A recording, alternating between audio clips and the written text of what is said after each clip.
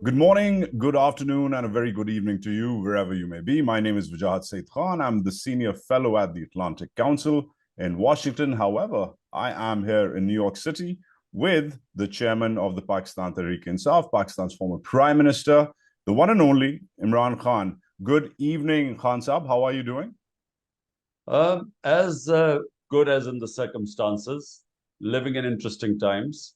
Well, speaking of the times, is your famous exercise regime still in play, considering your bullet injuries and considering your schedule these days with your 150 something court cases?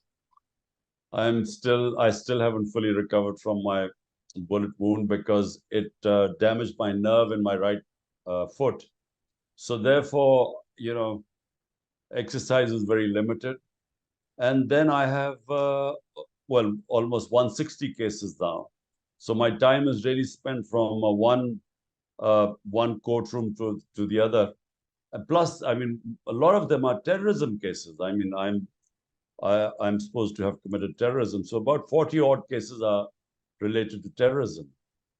Well, let's start with that. Let's start with the big picture and go to let's time travel back to April 2021 when all of this started, and begin with the so-called American connection with your ouster. A lot of people are interested, at least in this neck of the woods, about whether it was short-sighted of you to blame the US, target the Americans after your ouster, considering how you and your party are now hoping for their support. The State Department has just recently called you a private citizen and said that it's not going to comment on your status. I see you smiling, interestingly, but do you think it was short-sighted to really tick off the Americans, considering where you stand now regarding their support? Well, let's just break it up. First of all, the facts. What happened? I get a cipher. Cipher is this coded message from my ambassador in Washington. He sends me this coded message. And now you tell me, how should I have responded? I mean, anyone, if they had got a message like that, Prime Minister of a country gets a message, an official meeting taking place between the Under Secretary of State, US, and the Pakistan ambassador in Washington. And the message reads, here's the Prime Minister reading the message, that unless the Prime Minister, Imran Khan, is removed in a vote of no confidence, there'll be consequences for Pakistan. There were other things in the cipher, but I mean, imagine a Prime Minister of a country, elected Prime Minister of a country, reads this message that an American official is telling my ambassador that Pakistan should get rid of me. Otherwise, there'll be consequences. So I took this to the cabinet because I thought this was deeply insulting. For a country of 250 million people, I thought it was humiliating for anyone to write, any official from any country writing a letter like that, or sending a message like that to the Prime Minister, elected Prime Minister. Then I put it in front of the National Security Council. The National Security Council, which is headed by all the service chiefs, including the Army Chief. The National Security Council then gives a démarche to the US, protest that this is meddling in the internal affairs of Pakistan. But what happened was that after the cipher, the next day the vote of confidence is tabled in the National Assembly, and within weeks, my government goes. So I basically narrated the fact this is not anti-Americanism. This is a fact. After my government goes, the government of Shahbaz Sharif, who was part of this conspiracy, they then hold a National Security Council meeting.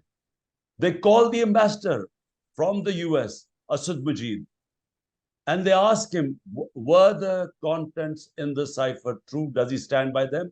And he stood by them. He said, this is exactly what happened. So I was basically narrating a fact. Now, as subsequently things unfolded, it turns out that our ex-army chief, who was then the army chief, General Bajwa, he was actually campaigning through his lobbyist, Hussain Haqqani, who was paid $30,000 by my government, he was lobbying with the US to say that Imran Khan was anti-American. He tweeted, General Bajwa was pro-American, I was anti-American. So therefore, what transpired later on was that actually my own army chief was campaigning against me, that I was anti-American. And I think he was feeding them, because that's how this cipher must have gone, because I had perfectly good relationship with the Trump administration. So, premised on that, I understand it's a long arc, it's a long narrative, but they say that your positions have been inconsistent. There was first, of course, the letter, then there wasn't a letter, then there was the cipher, which was then admonished by the ambassador himself, Asad Majid Khan. Then there was the Donald Lu connection, the threat by Donald Lu, so to say. Then there was, of course, you premising all of this after the vote confidence, saying this is because I said absolutely not to their drone bases. Then, of course, in all of this is compounded by you politicking, telling millions of Pakistanis almost on a nightly basis that there's a clear American conspiracy for regime change. Then comes the Haqqani connection, where you said that he's taken money and he's convinced all of Washington against me. Then you finally put it down in the court of Bajwa, General Bajwa, the former army chief. The question is then, I understand there was a lot happening. It was over months. But today, the positioning is quite simple. You said it's less the Americans, it's more Bajwa. That was not where you were a year ago, 14 months ago. And that has hurt your credibility, at least in this neck of the woods in Washington. So would you have done it differently? Well, look, Wajahat, look, I used the word unfolded as things unfolded. At the time, this is first week of March, I received this cipher. And so I didn't immediately talk about the cipher because there was an OIC conference in Pakistan.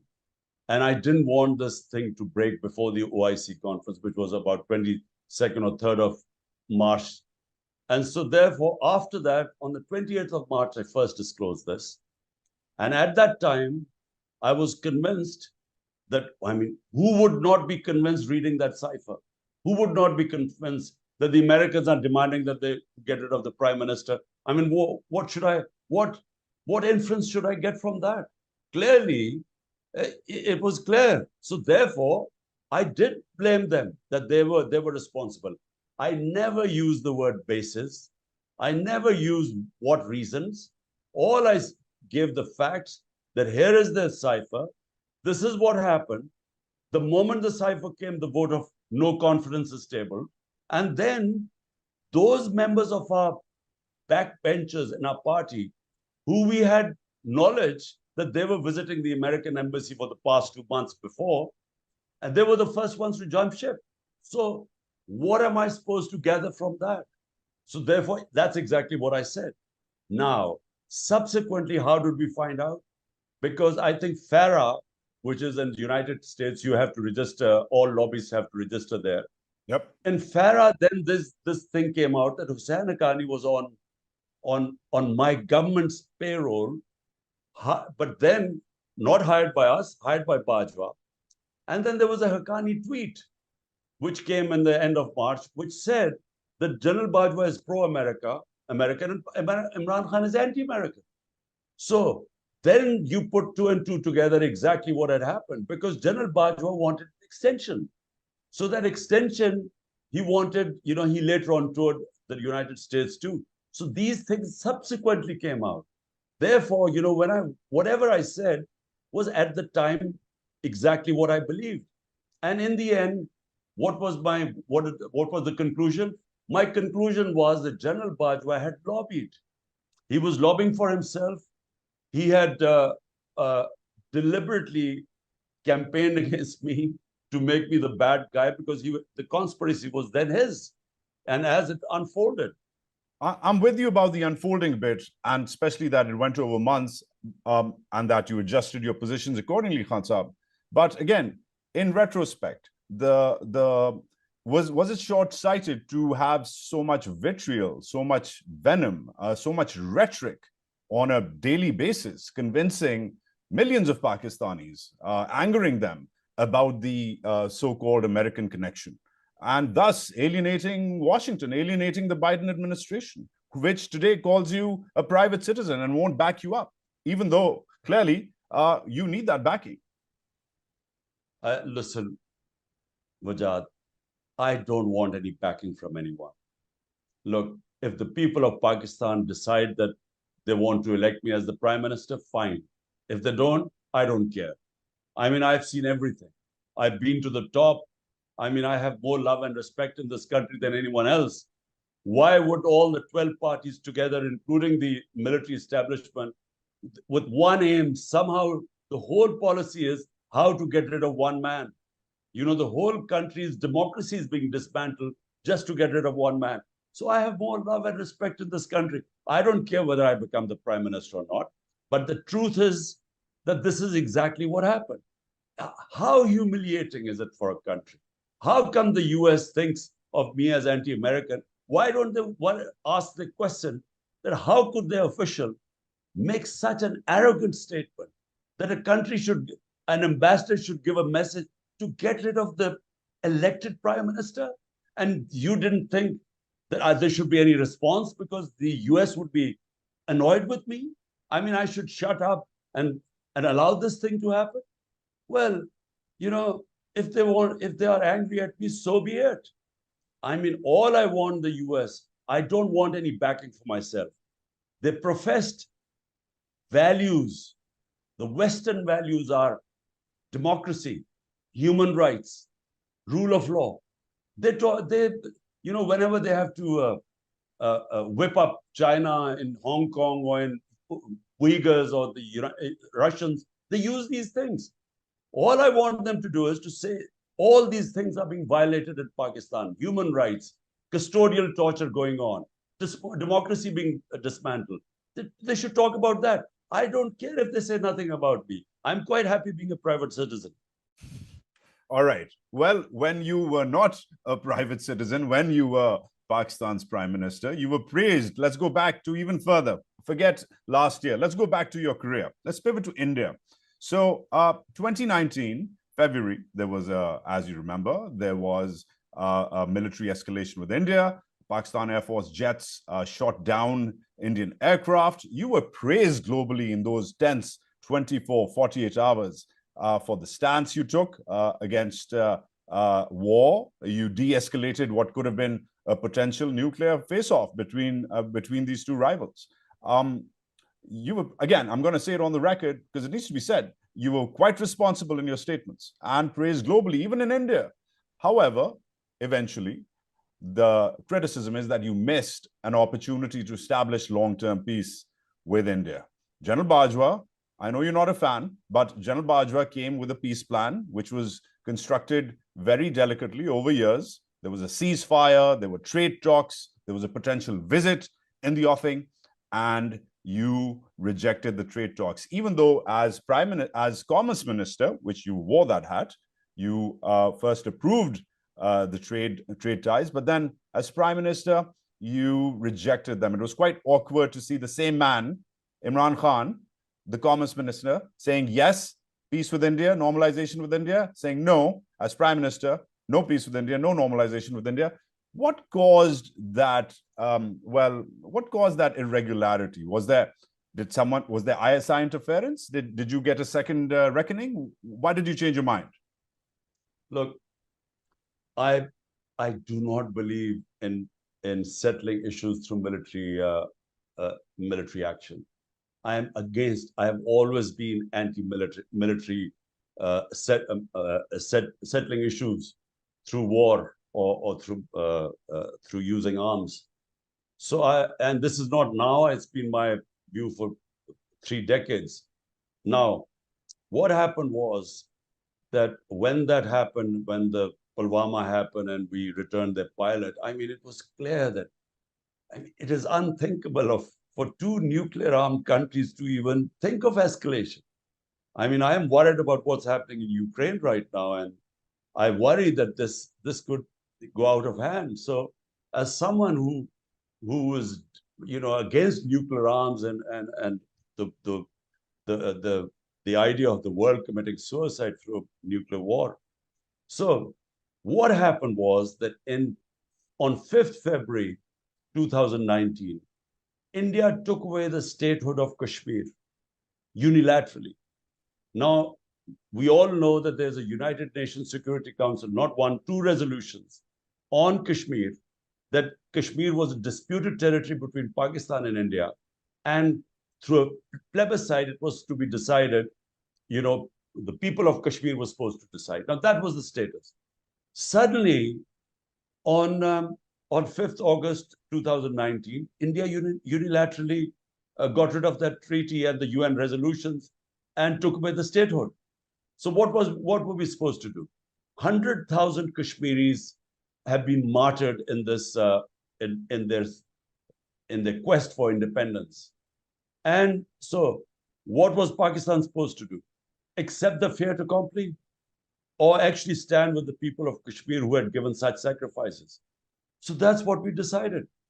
And the reason why our relationship, and by the way, I tried my best before then to improve our relationship with India. In fact, my first statement was, you come one step towards us, we'll come two towards you. I mean, I tried everything, but I came across this brick wall, and I realized it's something to do with the RSS BJP mentality, where they just want, they've cashed in on hostility with Pakistan. That's all. But frankly, it was never a question of being misled by anyone. And Bajwa, I don't know what he's talking about, because the idea which he was floating to me was that first India would give some concession, then we would invite them to Pakistan. The concession was that they would gradually steps, they would undo what they had done on 5th August. But that never happened. So it never moved forward. I don't know what he's talking about. So, because Bajwa keeps shifting his positions. So what about the bit which your office did? Forget Bajwa. You accepted during all of this, during this potential breakthrough, when there was a ceasefire in place, when there was a visit by Prime Minister Modi in the offing, where you would have hosted him. I mean, if I may, Khan Saab, this is a Nobel Prize being presented to you. And here you are as Commerce Minister. You accept trade talks, and then a few days later, you reject your own trade talks. I'm trying to get to the bottom of, was it forces within the military? Was it the ISI? What did you get intelligence briefings from someone? What caused you to change your mind when you were almost there, along with your chief, in trying to repair ties, even convincing India to back off from Article 370? Look, I don't remember the trade talks. All I know is that there was this supposed to be a quid pro quo. India was supposed to give some concession, give some sort of a roadmap to Kashmir. And I was going to then host Narendra Modi in Pakistan. But it never materialized. So it never went further than that. So that's how it was. Speaking of that era as well, it was around the same time, now recent reports have emerged, that General Bajwa went public. At that time, he said it privately, he said it to a bunch of journalists, that Pakistan has lost military parity with India. Pakistan's tanks are rusted. Pakistan doesn't have the fuel to provide its forces to fight a war. And that's why peace with India is inevitable, because Pakistan can't keep up. You've seen this in recent news items. Did that intelligence, did that briefing from your Chief of Army Staff ever come to your office? Did he ever consult you or confront you with this data? Look, even if that was the case, for an army chief to make these statements is so ridiculous. What army chief makes these foolish statements? Even if it is the case. So, number one, yes, General Bajwa would make these statements, but I mean, for an army chief, he's basically saying that, he's basically saying we are just too weak. You never make such a statement. But more to the point, who wants war with India? I mean, why would we want war with India? Why would anyone want to see a confrontation between the two countries? The thing is, like two civilized countries, we should solve our issues through dialogue. And if we can't solve them through dialogue, we just keep talking. But war is never an option. So, firstly, war is not an option. Secondly, for army chief to keep saying that, we are basically, he says, I mean, to say, I can't imagine an army chief saying such a stupid thing as that. But you were not privy to it. He did not inform you of this lack of security preparedness vis-a-vis India. No, he used to talk about it frequently. All I'm saying is that why would he talk to journalists about this? This is supposed to be a secret. Would you disclose if you have a problem with another country and our problem is Kashmir? Would you make a statement like that if you're the army chief? No, you wouldn't say that. You would say we are ready to defend our country, even if you can't, but you would say that. So all I'm saying is, from an army chief to make a statement, I mean, what more can I say?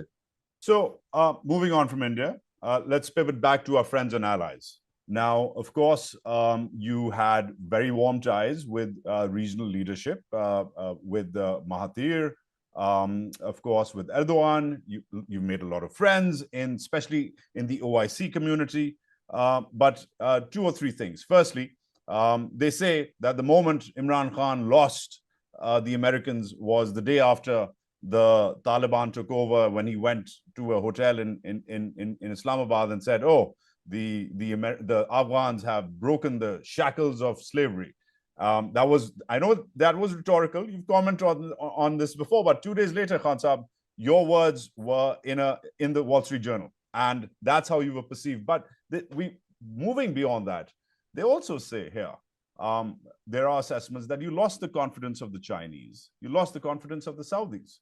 Early on in your tenure, Razak Dawood, your senior advisor, said, we're not happy with the lack of transparency with CPEC, nor is the skipper. He said that. Then he rolled that back.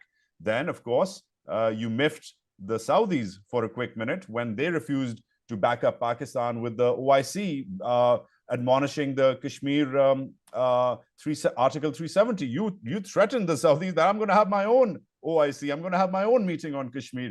Take a walk. And the Saudis rolled back a bunch of loans which they were going to. The larger question is, Imran Khan was on a rampage. He managed to upset the Americans. Of course, he'd shot down an Indian plane while he was at it. But those are the tasks of the job, hazards of the job. But also the Saudis and the Chinese. Is there anyone, they say, that he didn't miff? How do you take that? Like, first, the Americans. I mean, this thing was completely taken out of context. I was speaking in Urdu and then they translated it. And because the US was hurting at the time, that whole drama, I mean, which I actually don't blame President Biden, because how was he expected to know that 300,000 Afghan troops would give up without a fight? And so it collapsed so quickly. And when the President Ghani left Kabul, the whole thing collapsed. So there was chaos. So I could see that there was the US was, what's the word? They were in shock and awe of what happened.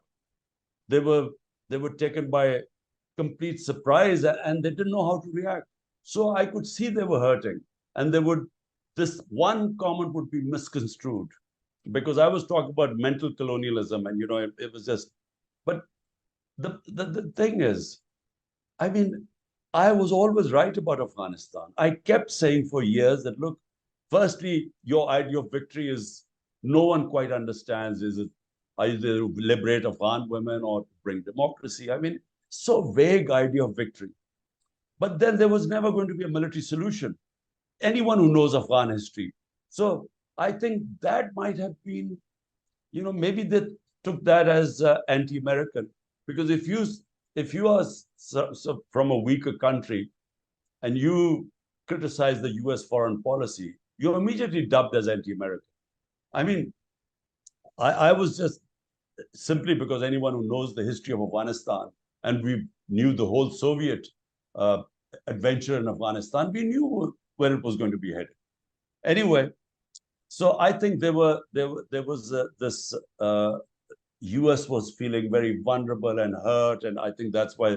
But that's not the reason why, the US administration disliked me. I think there were other reasons. They blamed me for going to Russia, for instance.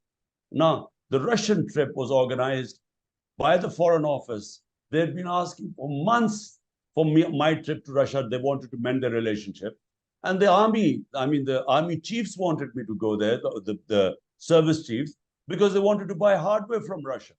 So how would I know that I arrived in Russia and the next morning they invade Ukraine? How was I supposed to know? Anyway, that was held against me. It was a pretty tenuous time. Let me just clear. But this idea that Saudis were upset, Chinese were upset, it is so ridiculous. Who says so?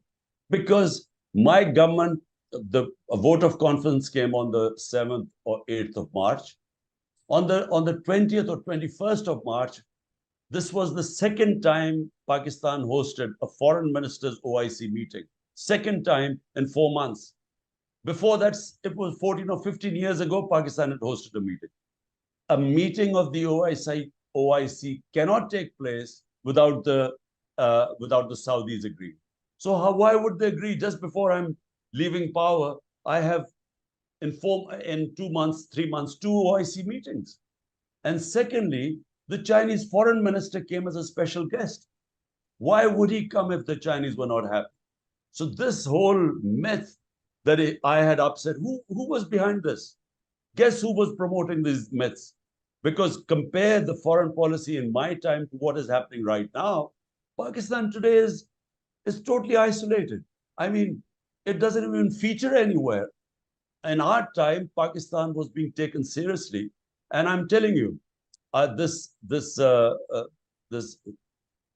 relationship between Iran and Saudi, on behest of MBS, Prince Salman, Mohammed bin Salman, I went to Iran to speak to them. To remember, there were tensions at the time. Some missile attack has taken place. So the Saudi prince sent me to Iran, and he sort of wanted me to, bring down the tensions. And so I played my part. So how is it? And even on Yemen, Yemen, we tried to sort of end this war and play our role in it.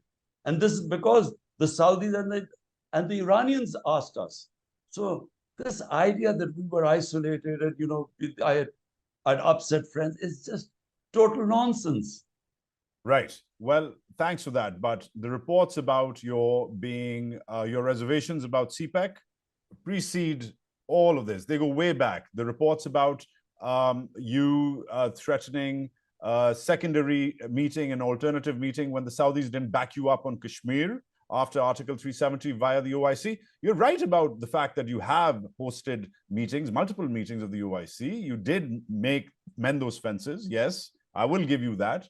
Eventually towards the end of your tenure. But in the early part of your tenure, they said he was just being a cowboy. He was shooting from all cylinders and just going all out. And that may have been why some of these people are quite silent today about what's going on with you, your party, and your country. Countries never interfere. I know I was in power for 3.5 years. I know that countries never interfere in other countries' businesses. Never. This hardly ever happens. Only thing they should talk about are human rights. But normally, it's just not done. Unless it is a country which you don't have good relationship with. So the US would talk about, Hong Kong or Uyghurs. But, India, when they clearly violated international law in Kashmir and put them in an open prison, they basically put a curfew in prison in Kashmir. Did any the big power, Western power, criticize India for it? No one said anything. So some UN human rights organizations spoke against it, but none of the Western countries said anything against India. Right, let's move on. Let's take it in-house. We need to start wrapping up as well. But let's be introspective about the famous same page with the military, Khan Saab. There are dozens of examples of the same pagedness, as it was called famously, from giving the military so much space in the affairs of the country, to even, I would say, the highlight is really the General Bajwa's extension, number one, and then number two, allowing Nawaz Sharif to leave the country. I'm assuming you've said this before, but I would like to hear you again. When did the same page change? When did the same page stop? When you were playing ball consistently, what was it that just the same page just ran out of space and you ran out of ink? What happened? Look, first of all, let's understand one thing. The military has been in power directly or indirectly for 75 years. So, let there be no illusion about this. So either they are directly in power or indirectly. Sure. And they are entrenched. So they are entrenched. Now, when I became the prime minister, it is wrong to say that the army supported me or they rigged the elections, because they actually rigged the elections for Nawaz Sharif in 2013, when we asked for just 4 constituencies out of 133 to open them up. They refused, and when they were opened up, the election was rigged. In our case, we offered for day one. I said, open the elections. So army didn't oppose me, but they didn't rig the elections for us. But I knew from day one that I had to work with them. And so for a while, the working relationship with army means army chief, really. I mean, there's no democracy in the army. It's just one man. So it worked well in the beginning. The problem started when I gave him the extension, and I admit it was the biggest blunder I made. I admit. And I was actually ambushed in this. I mean, it's a long story, but anyway. I'd really like to hear it, Khan Saab, because this story is the story of our country at this point, isn't it? I mean, Imran Khan comes in on a mandate where he can do pretty much everything he wants, and yet he gives a man of a limited reputation an extension, then allows his rival Nawaz Sharif, his lifelong rival, to leave, even though you came in on the platform of justice. So let me clarify. I mean, we had just come in. I was new, and the army as an institution is the only institution that works in Pakistan because it's intact. All other institutions, when I took power, were in a terrible condition. I mean, they had been tampered with, politicized, they weren't working properly. So if you wanted things done, you got it done through the army. I mean, I'm talking about, say, for instance, COVID-19. We wanted logistics support. We wanted the whole country to data from all the hospitals. I'm just giving an example. And the best way we could do was the army. It would immediately get us all the data. So in that sense, so it worked. It worked. We did well in the beginning. The only problem is after the extension, what happened? There was a different General Bajwa. And the problem what I faced with him is that my whole platform was bringing the powerful under the law. So rule of law is what I started off 27 years back. And when I tried to bring the powerful under the law, I discovered that unless General Bajwa wanted it, I couldn't do it. So because NAB, the Accountability Bureau, was controlled by him. So we had no control over what was going on. All these guys who are now in the government, they would blame me for their corruption cases. But we inherited all the corruption cases. But Khan, so what was happening was, didn't you let the fox into the hen house? Let me first complete. So because he controlled the Accountability Bureau, I could not bring the powerful under the law because I was helpless, and he didn't want to, because he was already dealing with them.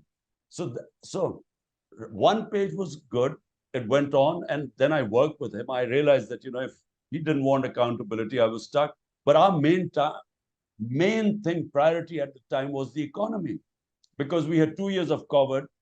Everywhere the world, the impact of COVID-19 and the commodity super cycle. So the whole concentration was there. And so as far as the economy went, we did the best economic performance in the last 17 years. Our last 2 years, we grew at almost 6%. But General Bajwa at some point decided to change horses. I didn't betray him. He decided to change horses, and he's the one who pulled the rug under my feet. But I'm personally shocked that for a man who used to threaten to walk away from his own team if he wasn't allowed to pick it, if he wasn't allowed to literally pick his own men in his own cricket squad, they've written about you about this. You have written about this. Someone who is so adamant about control, about his vision, about his strategy, when it's interfered with, is now saying that he was new, he was inexperienced. And the same page, I understand the same page about COVID. I'll give you that, for example, right? But I don't understand the same page about pretty much every contract going to the FWO, or tons of generals going on as ambassadors, or even a colonel running PTV. I mean, you had the wherewithal, you had the manpower, you had the mandate, and yet you just kept on ceding them space and eventually ended up in a situation where you led the fox into the henhouse. So is there regret? Is there regret about your decision making? Well, the only thing, when I look back, and I've said this before, if I had to go back again, I would not, bearing in mind that I wanted to bring in reforms. Main reform is rule of law, bringing the powerful under the law, which has never happened in Pakistan's history before. The powerful are above law, and the masses have no access to justice. So that was my main theme.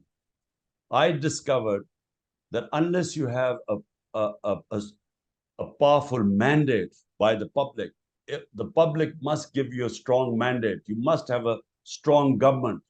Only then can you implement your reform program. Unfortunately, I had a weak coalition government. So the moment I used to go after the powerful, the problem used to be to keep my majority intact. And we could only keep our majority intact by telling the army, the ISI, look, you must make sure that my members appear for voting. This is what happened. Now, with hindsight, I should have immediately called for elections. And I should have, if I had not got a good enough mandate, I should have stayed out. Because it is not possible. If you want a reform program and take on the big mafias, you cannot do it if you have a coalition government with a thin majority. You can't do it. So that is the mistake I made. And that's why I became more and more dependent on the army chief, because he had, he could, get a budget passed, because they could then tell the, they had the clout. And it's exactly what's happening right now. If the military withdraws support, this coalition would fall apart in days.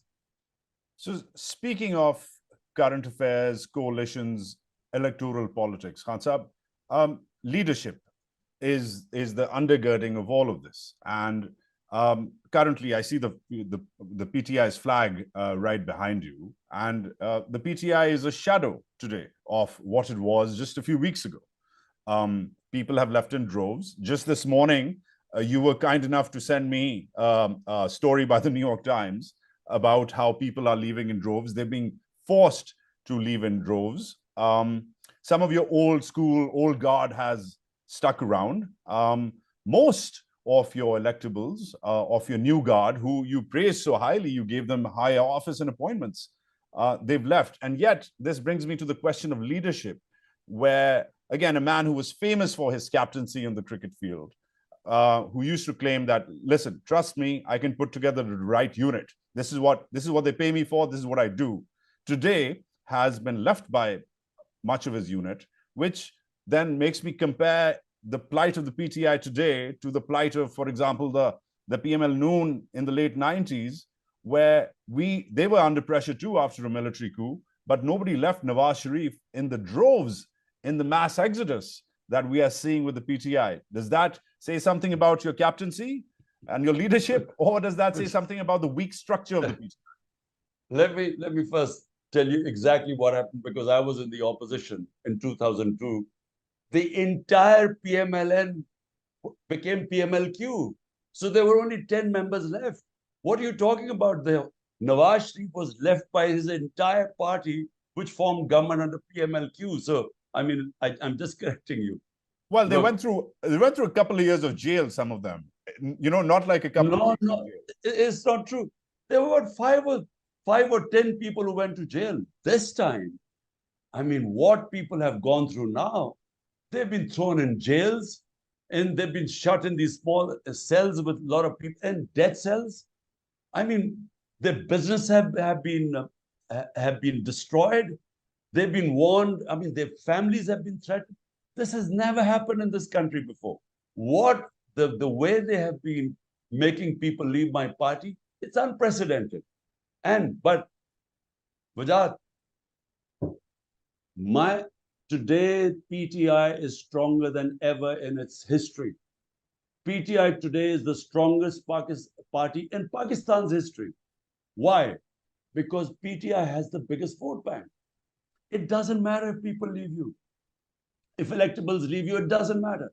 I'll just give you an example of Punjab. We gave almost 400 tickets in the Punjab election. Punjab is 60% of Pakistan, the provincial. So I gave 400 tickets. Only 40 people have left. And you know what about the rest? They're all hiding. None of them are staying in their houses. Their houses are broken in. The relatives are picked up. Their businesses are shut. And yet out of 400, only 40 people have left. Why aren't they leaving? Because they all realize that the moment they leave the party, it's the end of their politics. Because the people in this country have never stood with any party as they stand with PTI today, which is why you have the whole government machinery, the whole intelligence agencies, all institutions, one-point agenda, somehow to dismantle PTI, and they're failing because the vote bank is growing. Rather than the vote bank shrinking, the vote bank of PTI is growing, which is why people are not leaving us. You would imagine, it's never happened here before. My sister's houses have, the police has gone in there. They picked up the servants when the son was there. I mean, one sister has a huge corruption case thrown on her. She was not even in government. So my house, my wife, the cases against my wife, they've gone after everyone. So they're doing this to all ticket holders. Despite all that, people are not leaving the party. Only a few people you see have left. But Khan Saab, they're saying you tried to trigger a coup. They're saying you've been in touch with the former army officers. They were saying you tried to divide the ranks of the world's fifth largest military, which begs the question: have you been in touch with, for example, General Faiz? I know you've been in touch. You were in touch with General Bajwa even after your ouster, and you said so accordingly, which surprises me, by the way. The same man who kicks you out, you end up trying to negotiate with him, but. Are you in touch with General Faiz? Have you been in touch with military brass? Because that's what they say. They say this man is trouble and he thinks the rules don't apply to him. And he tweets, his party tweets that he's a red line. Why can't he turn up to court like everybody else has since Maulana Muhammad Ali Johar, Pakistani or Indian Muslim leaders have suffered court cases and have gone to jail? What's so special about Imran Ahmad Khan Niazi? That's what they say. Special, I have 160 court cases. 160 cases against me. And I do nothing, but most of my time is going from one court to the other to get bail. Tomorrow again, 19 cases tomorrow, I'm trying to get bail. 19 cases. It's never happened in our history before.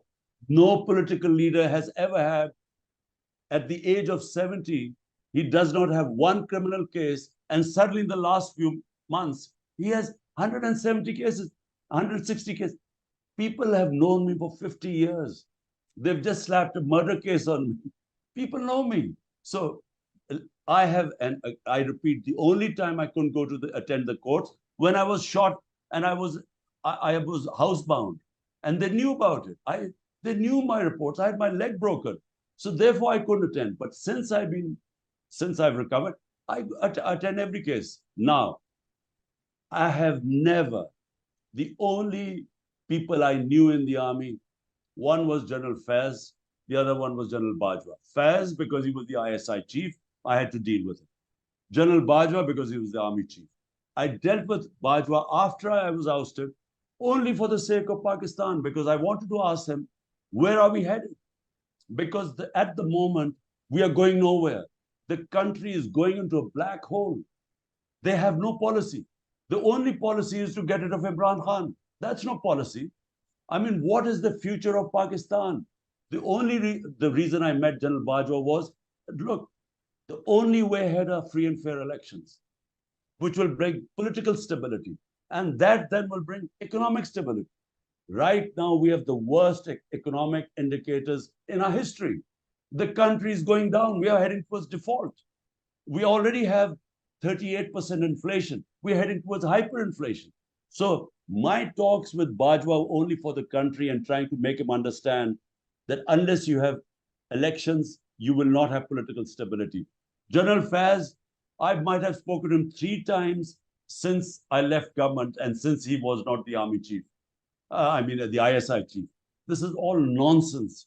They are just trying to get rid of me because for some reason, the current army chief has decided that whatever happens, I cannot come into power. So they're throwing all these things on me.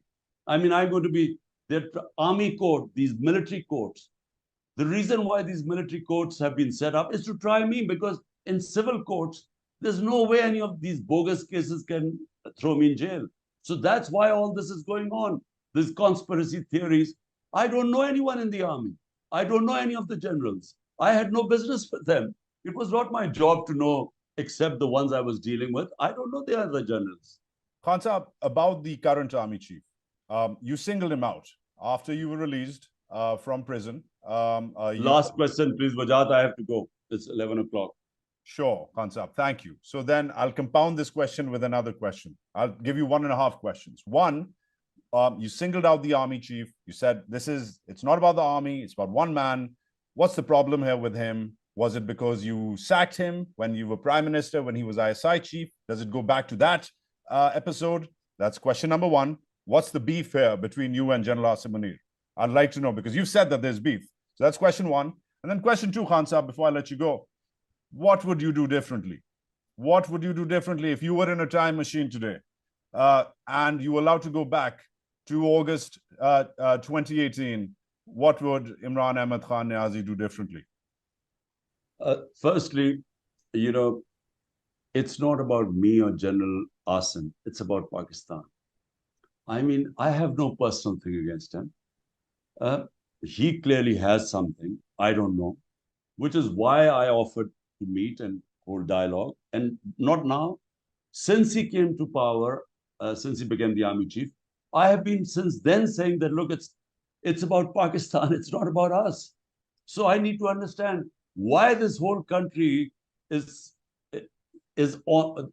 There's only one mission: get rid of Imran. He should not come into power. So what alternative have they got? I mean, maybe he can convince me that I'm so bad for the country, but there is some other plan which will be good for the country. At the moment, there is no other plan. There's only one plan. So that's why I wanted to meet him. And remember, it's not about us. It's not whether I like him or he likes me. It's about the country. And the country is going down rapidly. People are losing hope in the country. Almost 1 million professionals, quality people have left the country in the last few months. There's a flight of capital, so that's my point. But I must interject. Why did you fire him when he was ISI chief, Khan Saab? What happened? There were issues. I had issues with him. And so therefore, I couldn't work with him. But that's in the past. I have no issue with him. I think right now it's not about personal likes and dislikes. It's about the country. Now, secondly, if I had to go back again to 2018, I would have called for elections. I would have, I would have dissolved the parliament and gone for general elections again, and only taken power. When you were asked for an extension at that point, when would you have asked for elections again? I'm just trying to figure out. No, straightforward, straight away. I mean, had I known how difficult it was to implement your program, we inherited the biggest current account deficit in our history. So the country was bankrupt. So we inherited 2 big deficits, the fiscal deficit and the current account deficit. So the economy was in shambles. And we were the first time in government. And here I had this ambitious program of rule of law to bringing the mafias under control. There was no way I could have done it with a coalition government with a thin majority. It was just not possible. So with hindsight, I should have gone for immediately called for elections and only taken government if I had a substantial majority. And moving on this week, you are faced with a lot of court charges. You're going to Islamabad, you're going to Balochistan, a sensitive area, an insecure area. Do you still fear that you might be targeted, your life might be targeted, Imran Khan? Yes, I do. Well, the government, I mean, the interior minister has said my life is in danger. I mean, he said from foreign agencies, but actually it's the government itself there were two assassination attempts on me. One was on the 3rd of November last year. One was on 18th of March in Islamabad. So will there be another one? I think there's a strong possibility because they would imagine that even if I'm put in jail, which I have I just know that in the next 2 weeks they'll find some way to put me in jail. So they would worry that even if I'm in jail, my party would still win. So I think they'd be thinking of the final solution. So I'm prepared. I'm sorry. That anything could happen. Imran, did you just say that you're mentally prepared to be killed? Is that what you just said to me? No, I'm mentally prepared that anything could happen. I mean, someone who's faced 2 assassination attempts is going to be prepared that, there's a possibility because the reasons are still there when they tried to kill me twice before. The reason is that the party is popular and will win the next election. So as long as that reason is there, they could try again. So in that sense, mentally, I mean, I have overcome the fear of dying. I feel that, I should be prepared for everything. But jail, I know in the next 2 weeks, they'll put me in jail because there are so many cases. All they have to do is cancel one bail and I'll be inside. Imran Ahmed, okay, good luck. Thank you, sir, for your time. Thank you. Stay safe. Thank you.